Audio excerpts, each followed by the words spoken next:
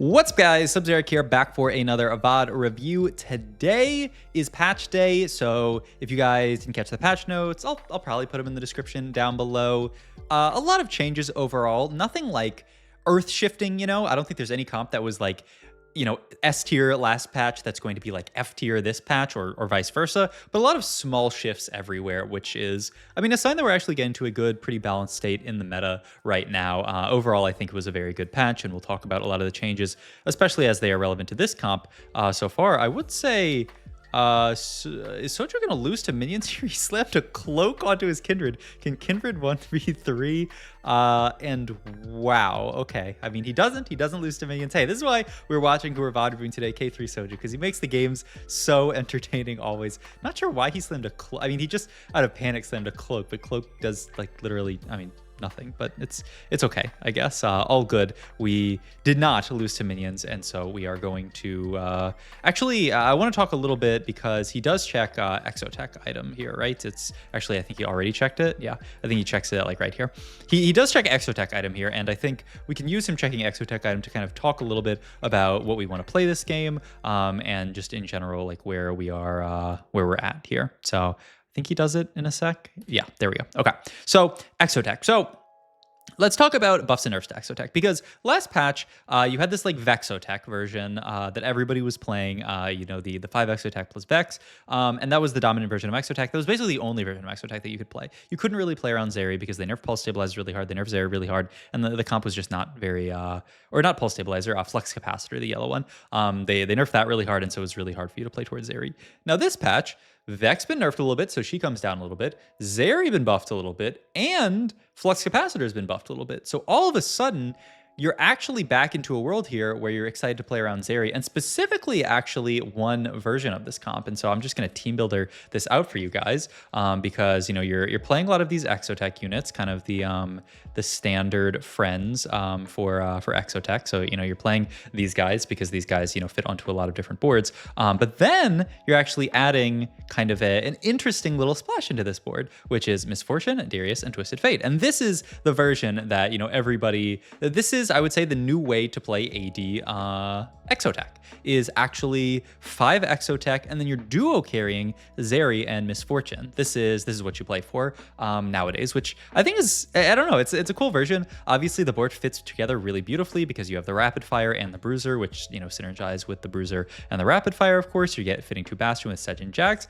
and then you have Jinin, who also is Dynamo for Misfortune. Like it's actually beautiful the way this comp fits together. So this is the version that, I mean, spoiler alert, but this is what Soju is going to play today, and this is also, I think, the standard way to play AD Vexo or AD Exotech. Now, another thing that I want to talk through is if you just go to item stats in general, and let's see, yeah, we're going to go to these, and then I want to sort by the average placement. You'll see that Hollow Bow is kind of in the dumps these days. The Pulse Stabilizer is still looking really, really good, and you can see Flux Capacitor has actually risen a good bit.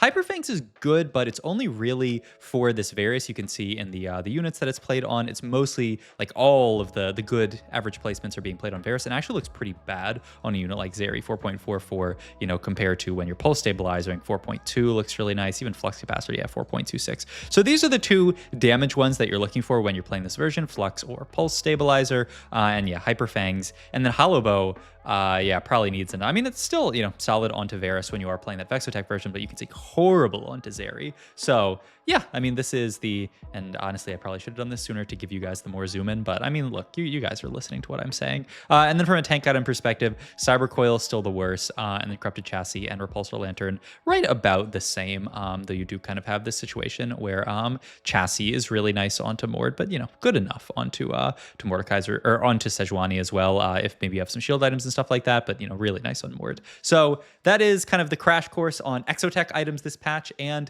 the build that I want to talk about this game. First, Augment here. I mean, is it ever a salvage bin spot with extra components? I don't think it's that crazy. Okay, I guess not. We're gonna roll everything here, and I don't think it's gonna be speed kills because this is not like a vertical rapid fire type board. I mean, it could be too much value here. Yeah, I mean, this will actually be a cool opener because we are just going to, I think, I mean, we'll see. We'll see if I doubt Soju's going to make a pivot to TF from this spot.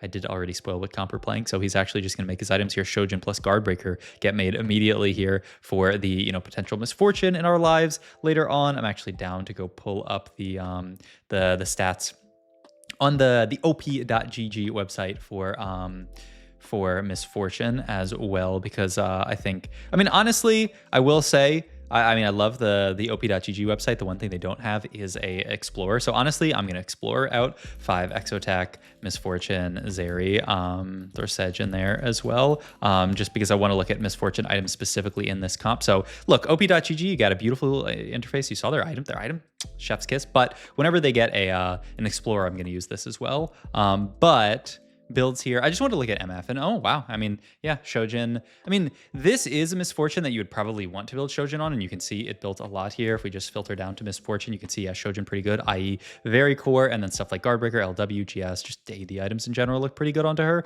This is a build that I think makes sense to actually build Shojin onto her. And then yeah, okay, so this is helpful, and you can see the flux here and the pulse here. So I mean, it makes the items make a lot of sense, and yeah, fantastic slams for Mr. Soju here. We get the Shojin and the Guardbreaker made, and the big really nice thing about this is we get to item hold TF, which normally we're playing into an AD comp. It'd be kind of awkward to item hold for this TF. We don't actually have to worry. We can just slam these items onto TF, hold this cloak open for something like Evan's Shroud, and feel really good about it. Even Shroud, I feel like very core in this comp, though you can probably still, I mean, you can still build Last Whisper onto Misfortune, so I think it's fine if we did a quick little stats check here, items, and then we go Last Whisper, even Shroud. Yeah, even Shroud, a good bit better in the data, but not so much better that you are feeling horrible. Also, we won our second fight. I probably should have, who cares about pausing the video? I mean, we're winning fights. Soju's board is like honestly fine. He's definitely not gonna win forever. Yeah, I mean, we're definitely going to lose this next fight, and that's all good. But yeah, okay, so crash course on itemization in this comp. Now we can kind of just see, I mean, Soju's game is going to be pretty chill, I would say. Also, item-wise off carousel here, you can either finish the even shroud or take a glove here. He's looking at, yeah, I like glove here a lot because we need that IE. Remember when we were looking at those stats earlier, IE looks so good on Misfortune, especially already with the Guardbreaker. Getting that spell crit is nice. So I definitely think like we should lean into making, getting towards that IE. Is there another out for it onto Zeri? Not really. I mean, you could build like another Guardbreaker or something, but I definitely think this wants to be IE.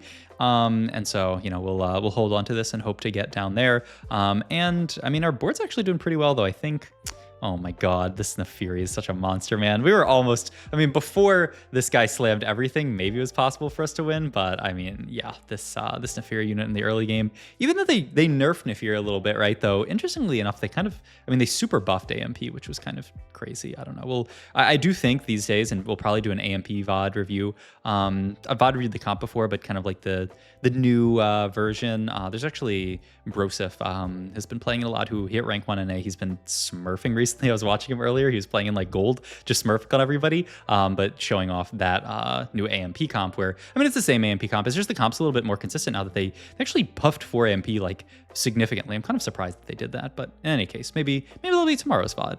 But that is for tomorrow. For today, we are continuing on this kind of chill spot for Soju. I mean, honestly, we're going to play 2 costs until we can't play 2 costs no more, and then we're going to probably full pivot our board into that setup. We did see a decent amount of contesters, actually. I'm down to actually go back and look at this again, because he's scouting the lobby, and we saw that guy who already had a Zeri. I mean, this guy is probably, I mean, those look like pretty good items to play into Misfortune. He could throw these onto Zaya as well. So the nice thing nowadays is you can kind of flex both lines, right? Because if you think about this comp, wait, do I still have it in Team Builder? No, I think I deleted it. But you have the Zeri and the MF.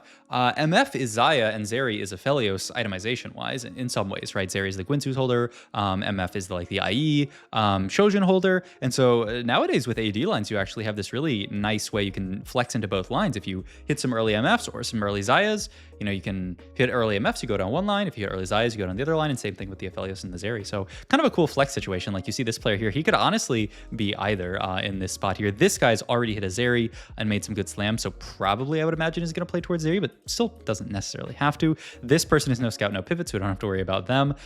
This person, I mean, is probably AP items with Shojin plus this, so I don't think I have to worry about them. Actually, another no scout no pivot on the TF board, and they're actually playing Boombot TF because they're no scout no pivot, which is funny. This person is probably playing into Neferi, and I mean, this person is, I guess, Exotech these days, which still, I mean, totally playable, not like, I mean, a little baby nerf, really not that bad of a nerf to the comp. So yeah, and you can see actually Soju, I mean, I spoiled this game for myself, so I know what he plays, but he's holding on to a lot of the different pieces here. He's holding on to the Silas's here because he knows, like, we need those if we want to play that Vanguard comp. And so, you know, if we end up in a spot where we, you know, high roll a Zai here, then okay, boom, we just play we play for the Zai, and then we're in a good spot. And if we you know hit something else, then we don't. All right, we make the Gargoyle Slam here. I actually like this a lot.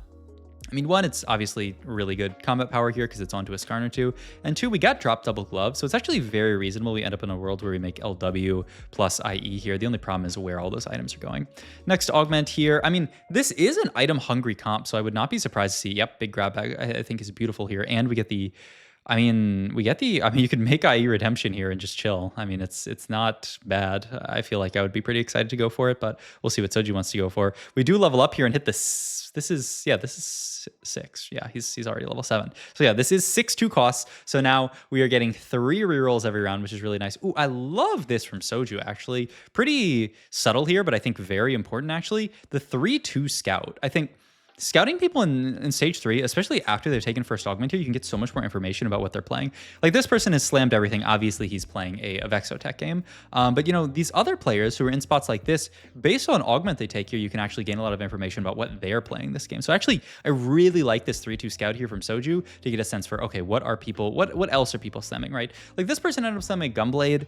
I mean, you can put Gunblade on Zeri or Ophelio, so I don't think it necessarily leans one way more than the other. This person took a grab bag as well, so probably playing into our line. That's definitely AP for us, so we don't have to worry about that. This is, yep, probably still AMP, though we'll see. I mean, I would imagine it's AMP reroll from their spot. No scout, no pivot, no scout, no pivot, and this guy Exotech. So we're still in this world where, yeah, we kind of have to figure out what the other people are playing, because I do think they could kind of go either way. But we are going to make the Ice Slam. He actually reforged Tier here and is going to make another Guard Breaker. Wow.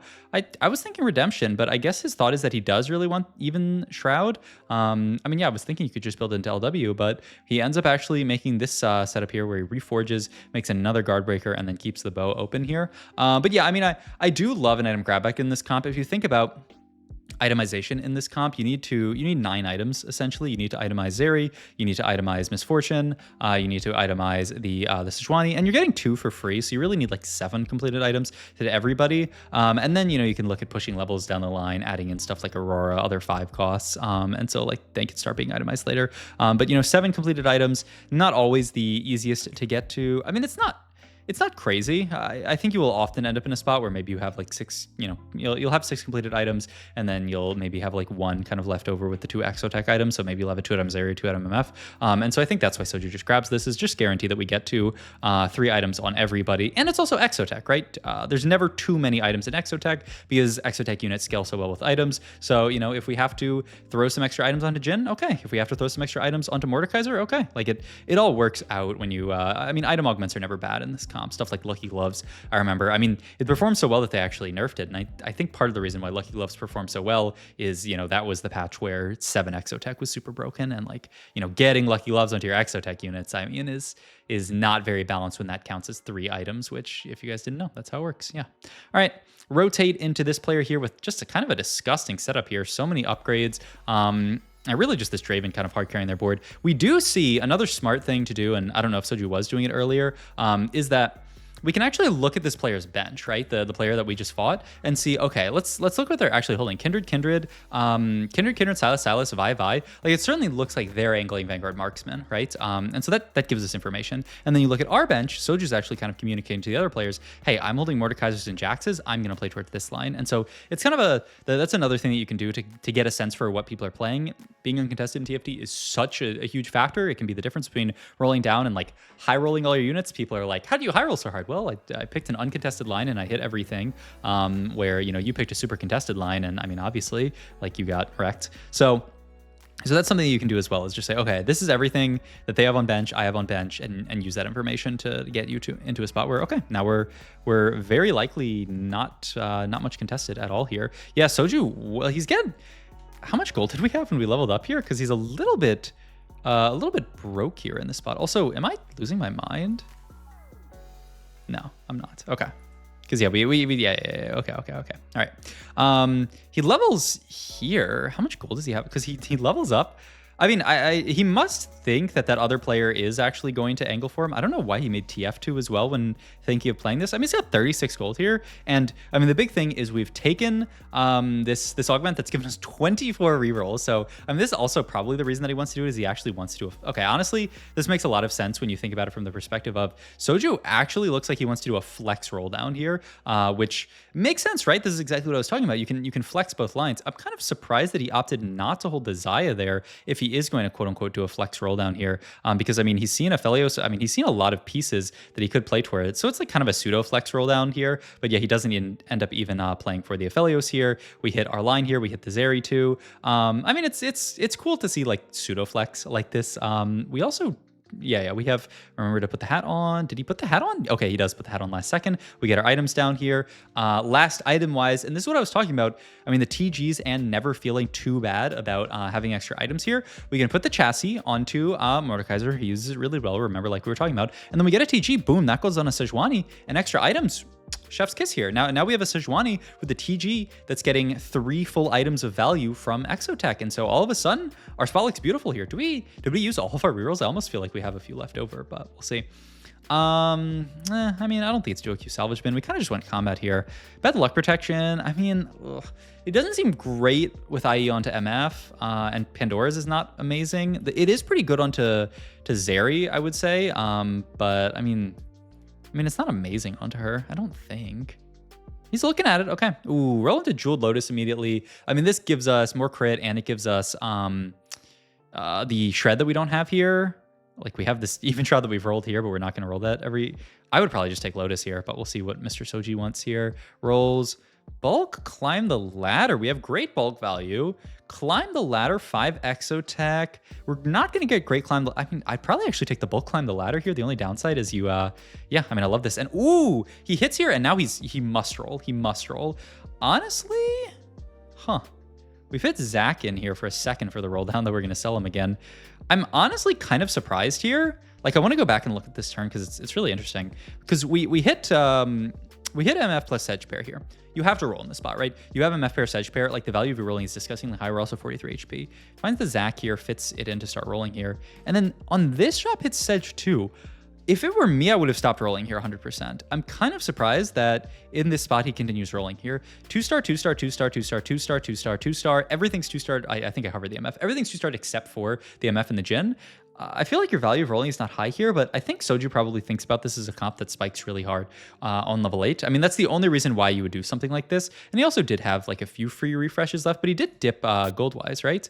Because, yeah, he's roll 5, 4, 3, 2, 1...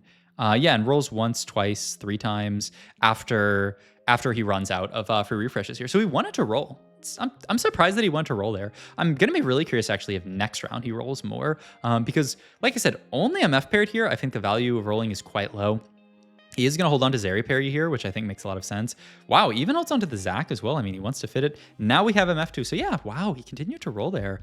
I'm pretty surprised, honestly, that he wanted to roll that much in this spot, just because of the fact that, yeah, like it's... I mean, it was only MF2 that he could roll for here, but I mean, there is this guy, right? There's the TF player who's going to try to siphon up some MFs, though they're stuck on 6 because of the way that they're playing this comp, and so they can't actually pick up any MFs, so we don't really have to worry about them so much. And then I want him to do another full lobby scout so we can see where we're at, because yeah, I mean, that roll surprises me, but I mean, it works out. We hit the MF2, we spike here, we're 43 HP, and now we're going straight to level 9. He's holding those Zacs for either, I mean, for a level 9 Aurora, that would throw Zac in, I guess.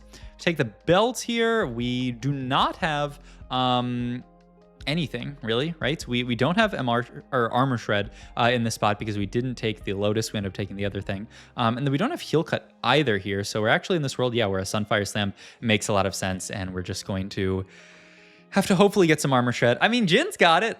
Jin's got it a little bit. I mean, it's pretty mediocre. Jin has to cast for it to actually apply, and it's only the units obviously that is hitting. And this Jin's gonna take a little while to cast, but it's a bit. You know, it's not horrible. We actually rotate into rapid fire player here, rapid fire +1, who is actually just dying. No YBY1 in this slobby. YBY1 I feel like showed off that comp and made it look so broken, but I feel like that's just TFT. Like, you watch a really good player play and you're like, this is the most broken comp of all time. I'm gonna play this comp every single day for the rest of my life. And then you play it in your own game and you go 8th with it and you're like, what happened? It looks so broken. Why one played it? And it's like, well, because he is a good player, and so like he played it correctly, and slammed all the correct items and just was really efficient about it. So yeah, rotate into this board. Actually, kind of funny. This is this 1-cost reroll setup, and it's actually looking quite good. The Zyra, Mundo, and Alistar setup. Ooh, just barely a loss actually for Soji here. I mean, that's unfortunate, but we do, I mean, at least it's a good loss, and we are looking at that level 9 coming very soon here. And just nice little optimization from Soju. Put the Zac in here because you're going to get a free reroll, you know, when your shop refreshes going to 5-1. And if that shop might have a blob in it, then you get a blob for free. So always do that. Put your Zac in here in rounds like this. We are going to level here, find the Aurora immediately. So I have to imagine that's going to go in. As far as I know, actually, they still haven't fixed the, like, I was going to say quote unquote bug, but it is just straight up a bug. I'm actually going to roll down to the bug fixes, scroll down to the bug fixes at the end of the patch.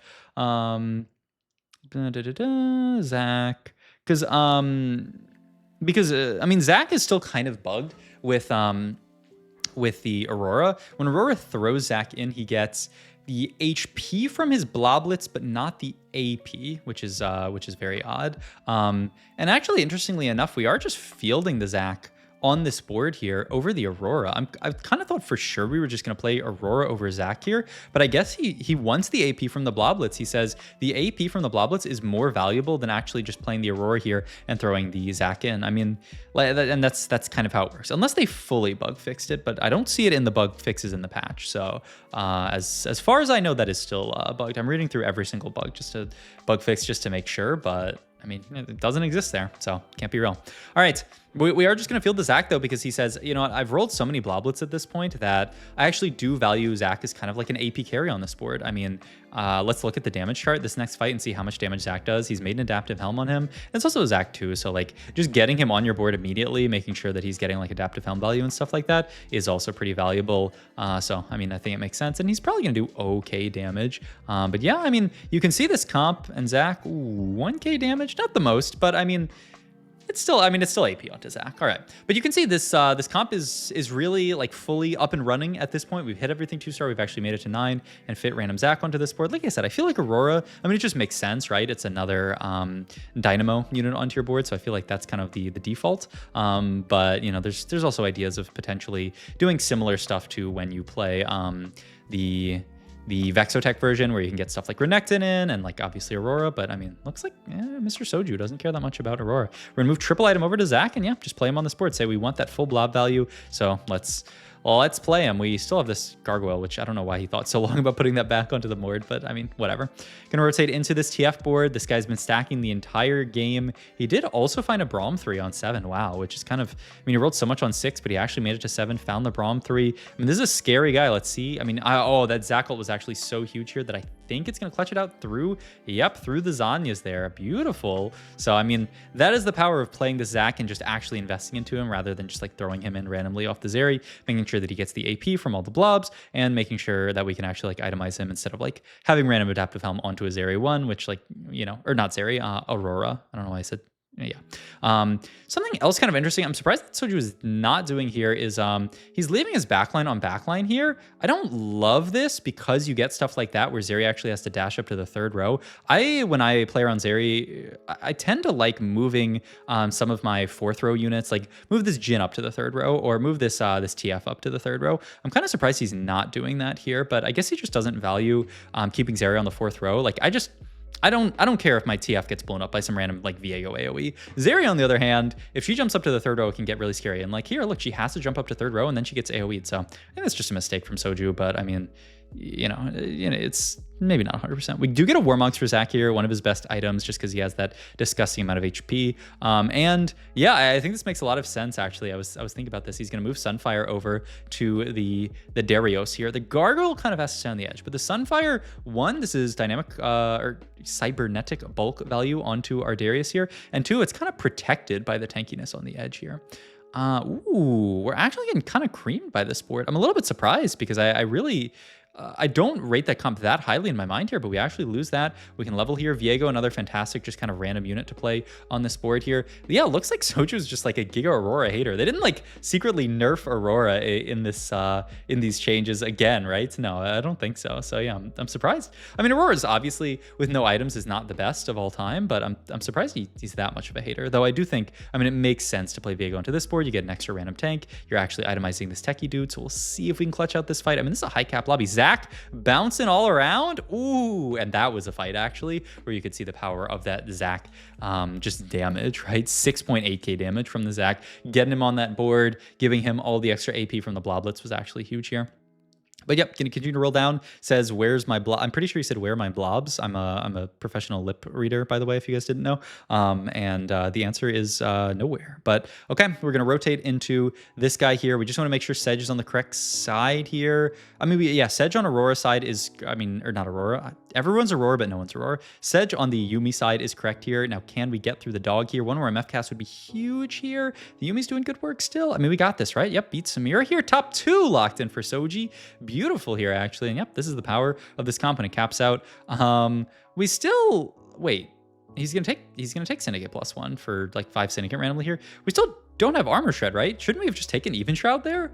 I mean, I guess, I'm not sure. I don't know why we wouldn't actually just take Even Shroud here. Yeah, because he's going to hat here, and this allows him to cut the... I mean, this is cool. Oh, and we almost hit the Kobuko too, but now we're going to roll for... I mean, this does allow us to cut Darius for Kobuko. Is that better than... I mean, maybe it is. I don't know. All right, rotate one more time into this one-cost Reroll player, which, oh my god, so dominant, actually. I mean, this might be... Wow. I mean, it's just going to be a clear second place to this one. I mean, should I VOD review this comp tomorrow? Honestly, one cost reroll winning out. All right, tomorrow's VOD, maybe I'll VOD review this because I'm blown away. I did not rate that comp that highly in my head, but he actually got wrecked by this. Here, let me go back to the board in case you guys want to take a gander at it. But it's just this idea where you roll the one cost bruisers and the one cost techies, and then play more vertical techie. Right? They're actually playing four bruiser with the Gragas and then more techie. So it's like 6 techie, right? 1, 2, 3, 4, 5, 6. Beautiful. Yeah, 6 techie, 4 bruiser. Cool board. All right, hope you guys enjoyed today's video. If you did, please like, comment, and subscribe. Check out my Twitch, Medify, all my other links down below, and I will see you guys in the next video. Thanks always for watching. Goodbye.